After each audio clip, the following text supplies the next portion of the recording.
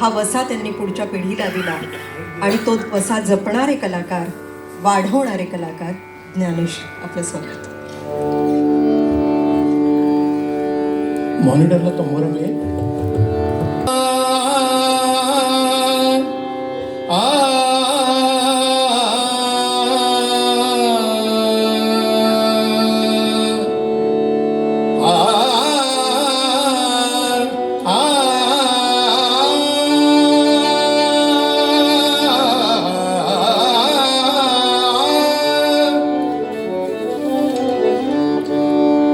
जय गंगे भागीरथी, जय गंगे भागीरथी, जय गंगे भागीरथी, हर गंगे भागीरथी, हर गंगे भागीरथी.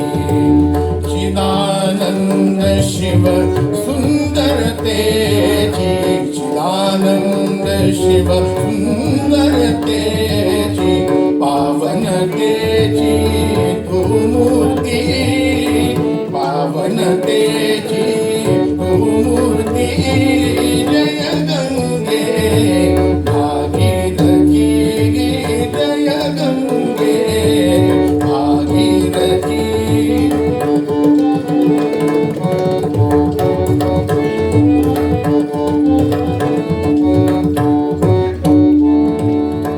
जगदाधारा तव जलधारा, जगदाधारा तव जलधारा, अमृत मधुरा कांतिमती, अमृत मधुरा कांतिमती.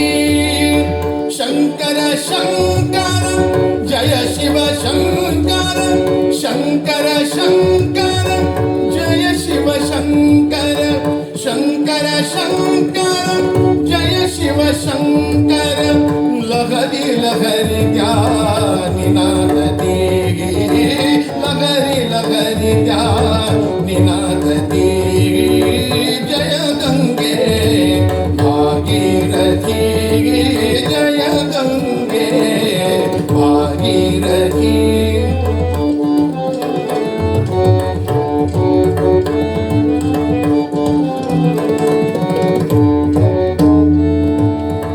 जगदाधारा तव जलधारा, जगदाधारा तव जलधारा, जगदाधारा तव जलधारा.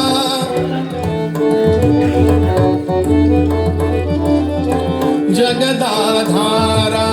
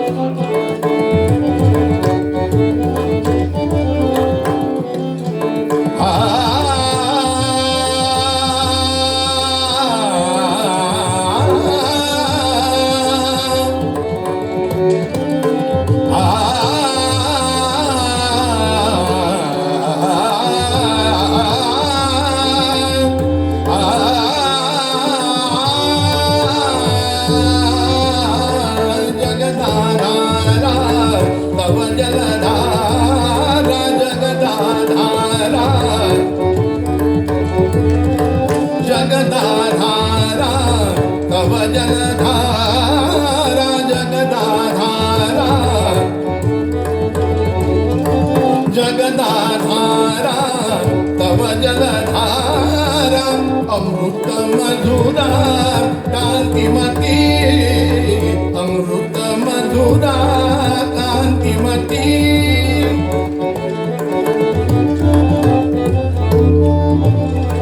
अमृत मधुरा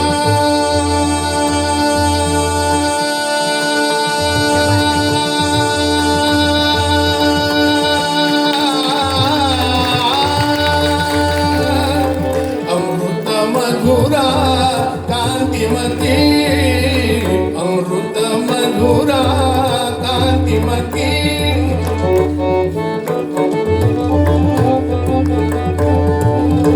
अमृत मधुरा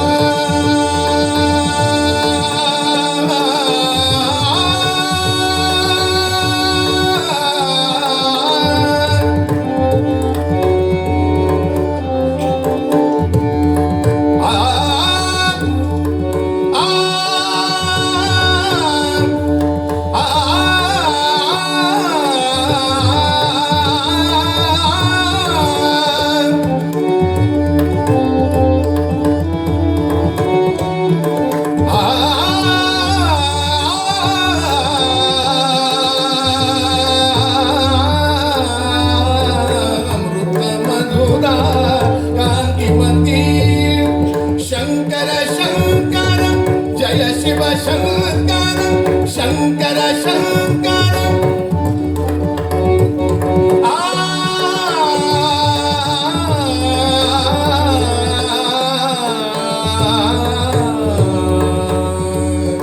शंकर शंकर जय शिव शंकर शंकर शंकर जय शिव शंकर लहरी लहरी ज्ञानी नादते शंकर शंकर जय शिव शंकर शंकर शंकर शंकर शंकर जय शिव शंकर शंकर शंकर जय शिव शंकर लहरी लहरी ज्ञानी नादती शंकर शंकर जय शिव शंकर शंकर शंकर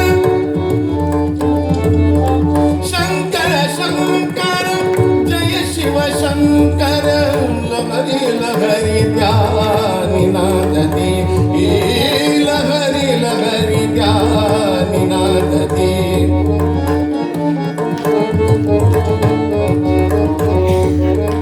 लहरी लहरी लहरी लहरी लहरी लहरी लहरी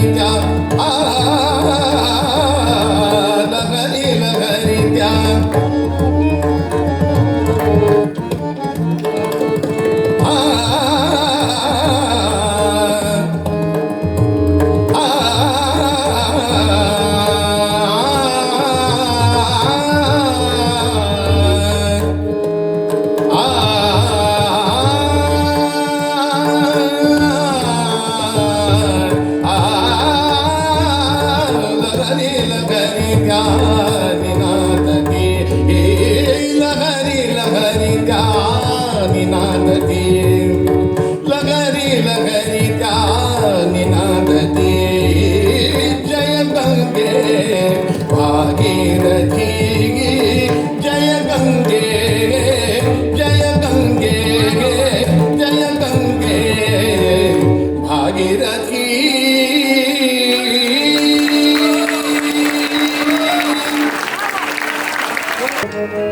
नाट्यकलेने विविध कला आपल्यामध्ये सामावून घेतल्या, त्यात संगीत आलंच.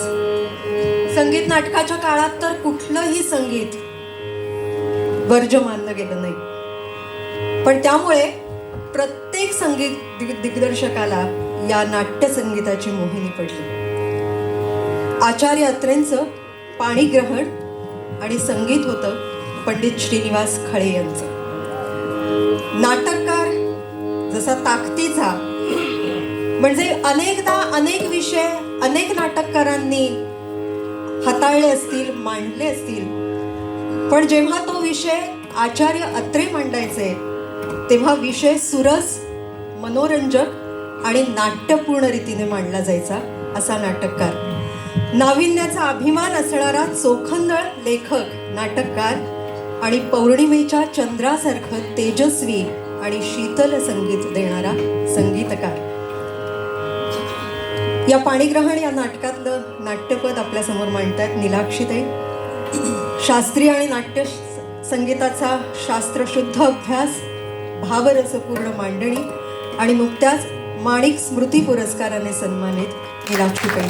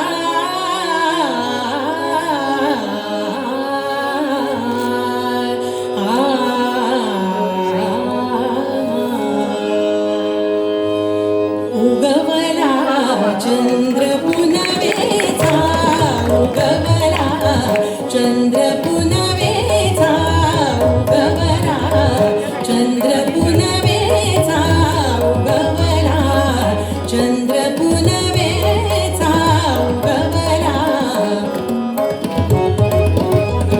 उगवला चंद्र पुनवेचा उगवला, चंद्र पुनवेचा उगवला, चंद्र पुनवेचा मम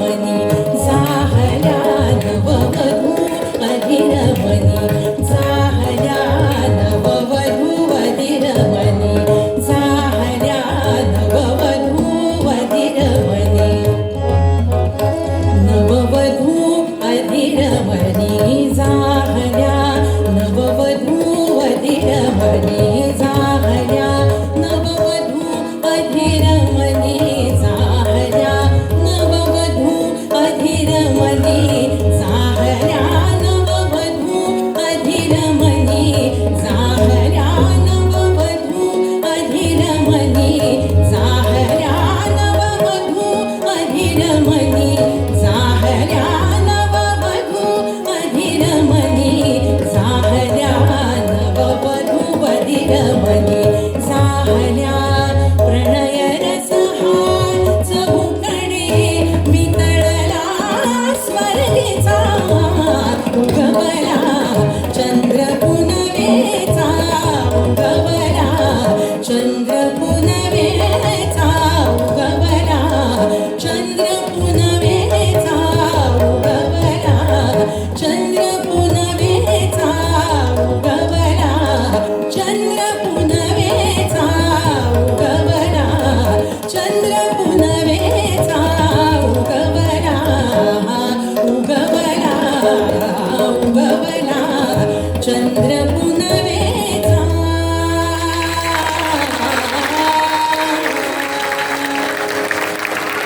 असं जेव्हा आपण म्हणतो तर हे अभिजातपण काय असतं, तर प्रत्येक काळात त्या कलाकृतीकडे नव्याने पाहावंसं वाटतं, नव्याने त्याचा वेध घ्यावासा वाटतो.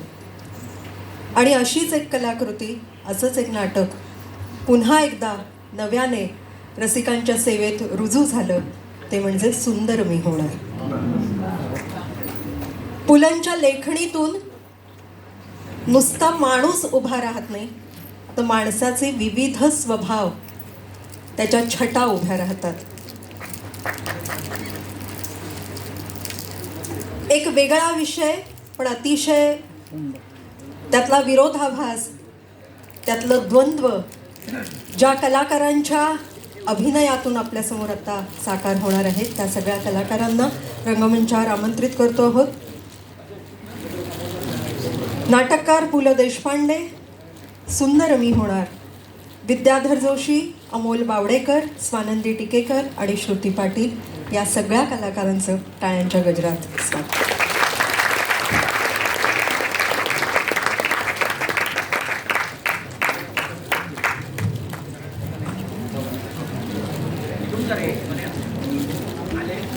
तुम्ही होय बेबी, सुरेश. चटकन ओळखला नाहीस ना? अच्छे, न ओळखायला काय झालंय? बेबी, आता मला ओळखणं इतकं सोपं नाही आहे. हा, कारण मी तो सुरेश नाही. म्हणजे इथे मी पहिल्यांदा आलो होतो ना, तेव्हा अगदी सुरवंटासारखा होतो. सुरवंटासारखा? तो सुरवंटासारखा सरपटणार. पण दीदीने जादू केली.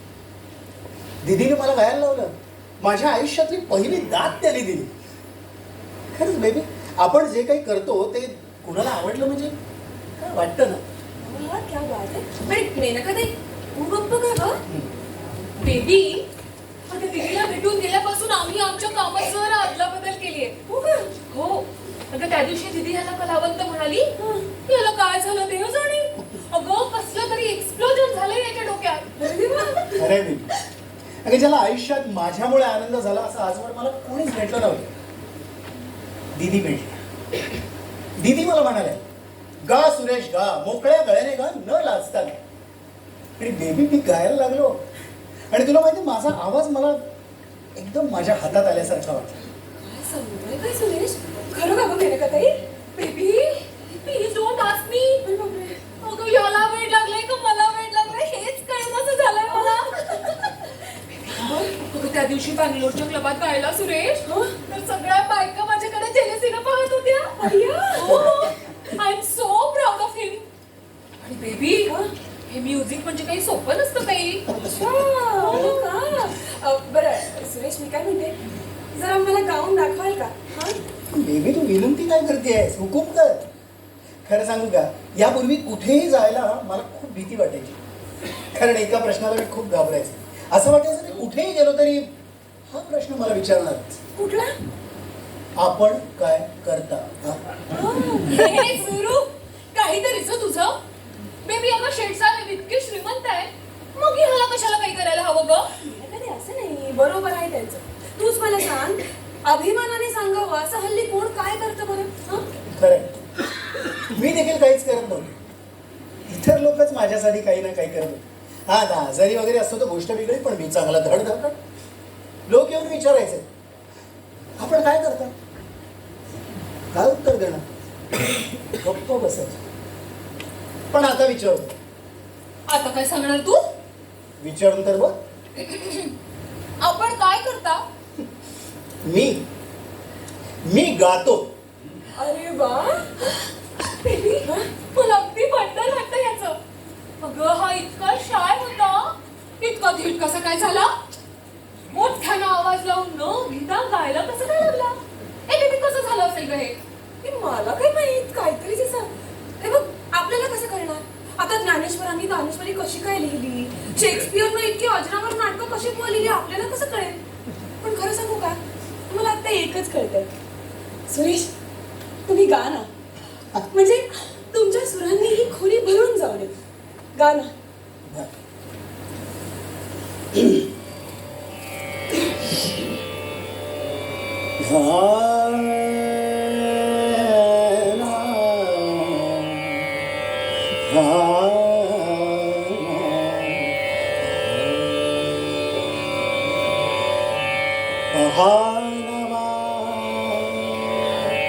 अरुणोदय झाला.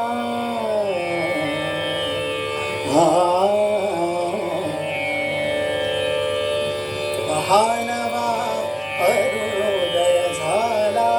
पहानवा अरुणोदय झाला. पहानवा अरुणोदय झाला. उजळत दाही दिशा. पहानवा अरुणोदय झाला. उजळत दाही दिशा. आशेची पसरली लालिमा. आशेची पसरली लालिमा. सरली घोर निशा. पहानवा अरुणोदय झाला. पहानवा अरुणोदय झाला. प्राणातून झंकार बोलती. प्राणातून झंकार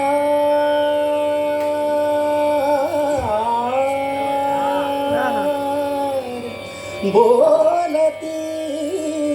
झंकार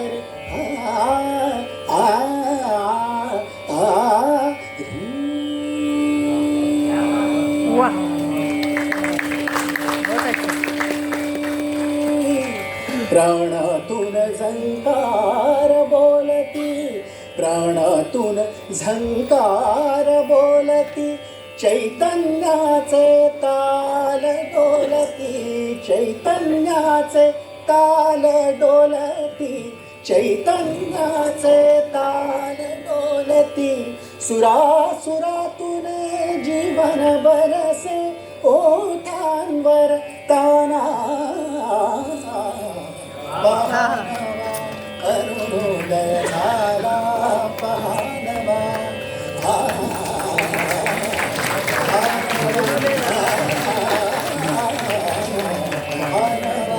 अरुणोदय झाला.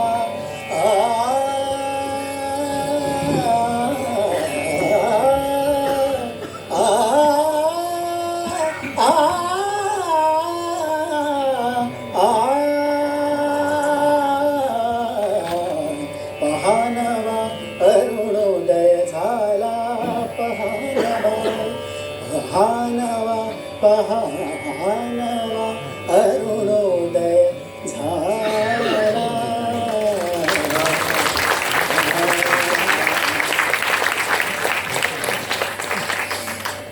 सुरेश, ह्या बाळात एक कमाल केली तुम्ही. पण दीदींना ऐकवता आलं असतं तर बरंच झालं असतं. असो, निघतो.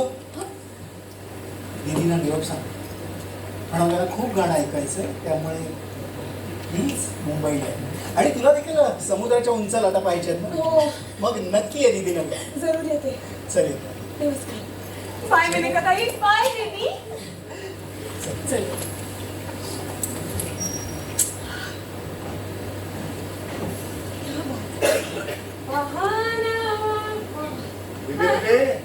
डॉक्टर काका आहात कुठे तुम्ही? आहात कुठे म्हणजे काय? किती राजनाथपासून इकडे आलो तर तुमचा पत्ता नाही. कुठे गेला? हो डॉक्टर काका, मी कल्याणी नदी बघायला गेले होते. हा. तुम्हाला माहितीये का केवढा पूर आलाय? अहो काय काय प्रवाह पाण्याचा. खरं सांगते असं वाटलं. कल्याणी नदीच्या पुरावर आठवलं. तुम्हाला सांगतो या कल्याणी नदीला 30 वर्षांपूर्वी म्हणजे महाराजांच्या राज्यारोहण समारंभाच्या वेळेला काय पूर आला होता. म्हणजे समारंभ 6 महिने पुढे ढकलायला लागला.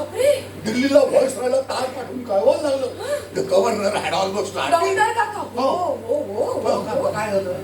डॉक्टर काका, त्या व्हायसरॉय गव्हर्नरच्या कोटाला धरून तुम्ही पुन्हा आमच्या त्या जुन्या संस्थानात शिरणार. वा. तिथून मग दरबार. तिथून मग तुम्ही लेडी विलिंगडनला संस्कृत श्लोक शिकवल्याची कथा सांगणार. तिला संस्कृत उच्चार करताना धाप लागल्याची गोष्ट सांगणार. आणि या राजवाड्यात शिष्टाचारांची सक्ती असल्यामुळे आम्हाला सक्तीनं हसावं लागणार. आणि आम्ही हसणार नाही. आज सुरू सुरू बोलताय नाही का? पण 2 वर्षाचं होईपर्यंत तुमच्या तोंडामध्ये दात नव्हता, डोक्यावरती केस नव्हता, गोळा होता नुसता गोळा. डॉक्टर काका नाही पण तेव्हापासून तुम्ही महाउद्योगी चळवळ्या. आठवत आहे का तुम्हाला? स्वित्झर्लंडला तुमच्या मम्मीला घेऊन आपल्या हॉस्पिटलमध्ये गेलो होतो. तिकडे एका नर्स. हो मला माहितीये मॅडम मोझेल फ्लॅग. मी तिच्या डोळ्यात बोट घातलं. मग ती मसिये असं तरी तुमच्याकडे धावत आली. आणि डॉक्टर काका आता तरी खरं खरं सांगा की हो तुम्ही कशी काय समजूत काढली तिची? राविया तिची समजूत मी कशी काढली? वेगळा दे आयुष्यामध्ये खरा निर्णय घेण्याची वेळ एकदाच असते. आणि त्यावेळेला जर का तो योग्य पद्धतीने घेतला गेला नाही तर आयुष्य ब्रेक तुटलेल्या गाडीसारखं शेवटी कुठल्या तरी खड्ड्यात जाऊन पडतं. काय झालं डॉक्टर काका? आता तुम्ही कुठल्या विचारात पडला? मी तिची समजूत कशी काढली हे तुम्हाला ऐकायचं होतं. सांगतो. ती फ्लाविया ना फार वेळी मुलगी होती. तिला माझ्याशी लग्न करायचं होतं. येस. मी तर बसलो. बसा ना डॉक्टर काका. दरबारात रीतिरिवाज करत बसा. तिचे वडील व्हायोलिनिस्ट होते. आमचं लग्न ठरलं तेव्हा मला ती तिच्या घरी घेऊन गेली. तिच्या बापाने खूप प्रेमाने स्वागत केलं होतं. आपली एक लाडकी मुलगी माझ्याबरोबर कुठल्या तरी दूर देशी जाणार ह्या कल्पनेने व्यापून झाला होता माझ्या. मी काय बोलत होतो त्याला कळत नव्हतं. त्याचंही बरंचसं फ्रेंच मला कळणं आवडतात होतं. पण बेबीला त्याला काही बोलायचं असतो ना की तो व्हायोलिन उचलायचा आणि व्हायोलिन मधून कसले तरी सुंदर स्वर काढायचा. माझ्याकडे बघत होता, हसत होता आनंदाने. आपल्या लेकीच्या डोक्यावरून हात फिरवत होता. त्याला काहीतरी सांगायचं होतं मला. ते मला समजत होते आणि नव्हते. आपल्या लेकीचा हात माझ्या हातामध्ये देताना त्या म्हाताऱ्याच्या निळ्याशार डोळ्यातून वाहणाऱ्या अश्रू त्याच्या पांढऱ्या शुभ्र दाढीवरून उघडताना मी पाहिलं.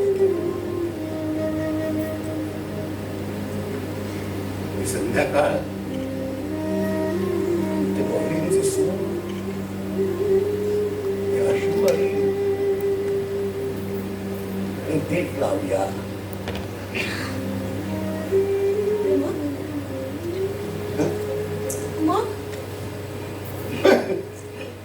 मग काय महाराजांचं एक पत्र आम्हाला आलं तुमच्या पप्पांचं. महाराजांच्या परिवारामध्ये मी काही एकटा नव्हतो. कुणीतरी महाराजांना वर्दी दिली आणि महाराजांनी बंदी घातली.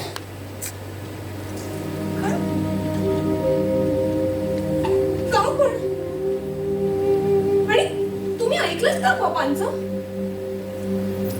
माफ करा बेबीला रागवू नका, पण मी तुमच्या पप्पांचं नाही आहे. मी ऐकलं ते हॉस्पिटलमध्ये रुग्णशय्येवरती मृत्यूचं आव्हान स्वीकारून पडलेल्या तुमच्या मम्मींचं. महाराजांनी का दोनच सोडल्या होत्या, नोकरीवरून जा, लग्न करा. मी लग्न करायचं ठरवलं आणि मम्मीना भेटायला हॉस्पिटलमध्ये गेलो. मम्मीने माझ्याकडे बघितलं, त्यांच्या डोळ्यातून गळा गळा गळा गळा अश्रू व्हायला लागले. त्यांच्या त्या क्षीण हाताला ते अश्रू पुसायची सुद्धा ताकद नव्हती. त्या मला म्हणाल्या, डॉक्टर, जर का तुम्ही गेला तर माझ्या मुलांना आई कोण?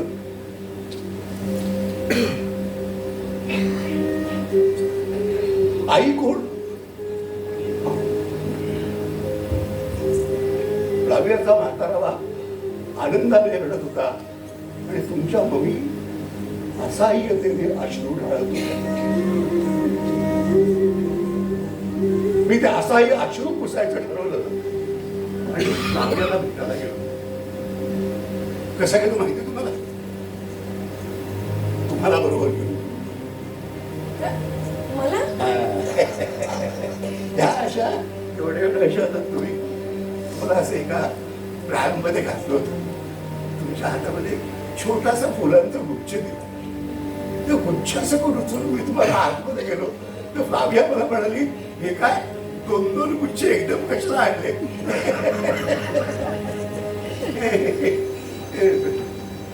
मग तुमच्या हातून तो गुच्छ मी फ्लावियाला दिला आणि तिला सांगितलं की फ्लाविया, मला ह्या मुलीची आणि हिच्या भावंडांची आई होऊन जगायचंय. आम्हाला हिंदूंचा पुनर्जन्मावरती विश्वास आहे, तेव्हा आपल्याला आपलं लग्न हे पुढच्या जन्मापर्यंत पुढे ढकलावं लागणार. बिचारी फ्लावी एखाद्या संगमरवरी पुतळ्यासाठी स्तब्ध होऊन ऐकत होती आणि तिचा म्हातारा बाप बाहेर ऑइलिनवरती कसले तरी करून सूट काढत होते.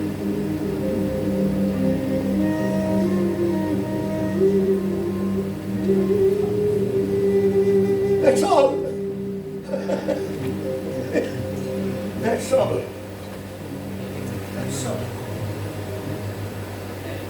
लग्न या गोष्टीचा इतका तिटकारा का पकडला? डॉक्टर काका, एक विचारू? मम्मीचे असहाय्य अश्रू पुसण्याचा तुम्ही जो निर्णय घेतला, ते वाईट वाटतंय तुम्हाला? पश्चात्ताप होतोय? बिलकुल नाही, बिलकुल नाही झाला, क्षणभरही नाही झाला. तर माझं पुढचं सगळं आयुष्य मी एका वेगळ्या धुंदीत, एका वेगळ्या समाधानात घालवलं. दिदीला जे तुमच्या मम्मीनी माझ्या आयुष्याला प्रयोजन दिलं होतं, माझ्या जगण्याला प्रयोजन दिलं होतं. तू कशासाठी जगतोयस या प्रश्नाचं उत्तर ज्याला देता येतं तो भाग्यवान.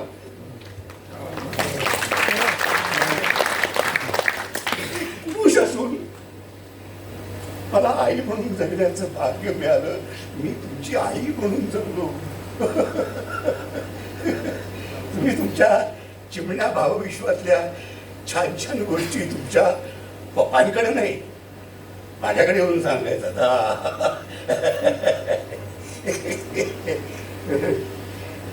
तुम्हाला खरं सांगू का, तुम्हाला सगळ्या भावंडांमध्ये मला खरी काळजी होती ती दिदी राजेंची.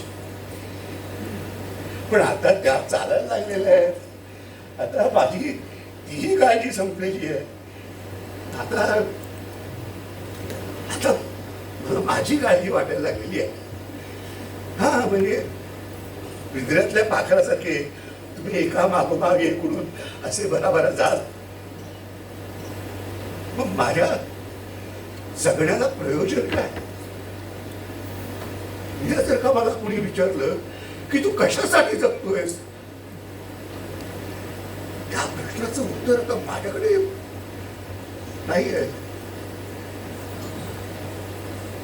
नाहीये माझ्याकडे.